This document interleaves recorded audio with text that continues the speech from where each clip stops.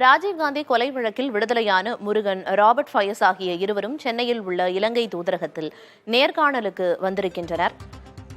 கூடுதல் விவரங்களை வழங்குவதற்காக செய்தியாளர் ராஜ்குமார் இணைப்பில் இருக்கிறார்.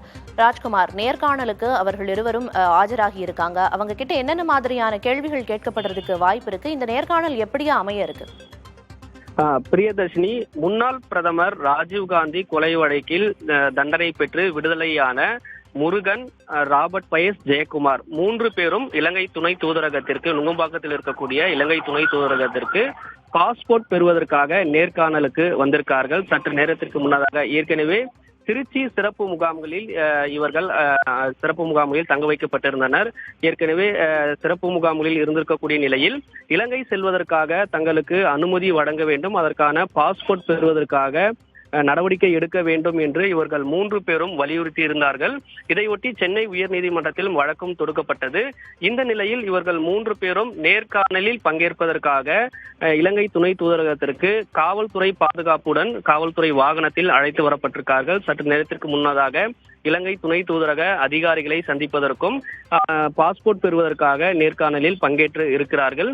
ஏற்கனவே இவர்களிடம் இருக்கக்கூடிய ஆவணங்கள், குறிப்பாக இலங்கை குடியுரிமை பெற்றிருக்கக்கூடிய நபர்களாக இருக்கக்கூடிய காரணத்தால் தான் இலங்கை செல்வதற்காக இலங்கை துணை தூதரகத்திற்கு பாஸ்போர்ட் பெறுவதற்காக அழைத்து வரப்பட்டிருக்கிறார்கள்.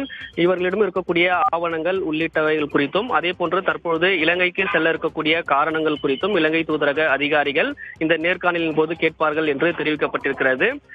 1 மணி நேரம் நேர்காணல் மற்றும் ஆவணங்கள் எல்லாம் சரிபார்க்கப்பட்டு மீண்டும் இவர்கள் திருச்சி சிறப்பு முகாமுக்கு காவல்துறையினுடைய அனுமதியுடன் மீண்டும் கொண்டு செல்வதற்கான ஏற்பாடுகள் செய்யப்பட்டிருப்பதாக தெரிவித்திருக்கிறார்கள்.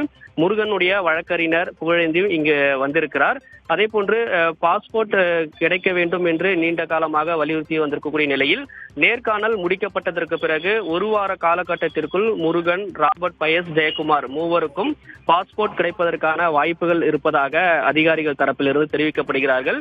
இதில் மிக முக்கியமாக முருகன், ராபர்ட் பயஸ், ஜெயக்குமார் இவர்கள் மூன்று பேரும் இலங்கை செல்வதற்கான பாஸ்போர்ட் வழங்குவது மட்டும் இல்லாமல் உலகில் மற்ற நாடுகளுக்கும் செல்லக்கூடிய வகையில் தங்களுக்கு பாஸ்போர்ட் வழங்க வேண்டும் என்ற கோரிக்கையை இலங்கை துணை தூதரகத்திற்கு தெரிவித்திருக்கிறார்கள்.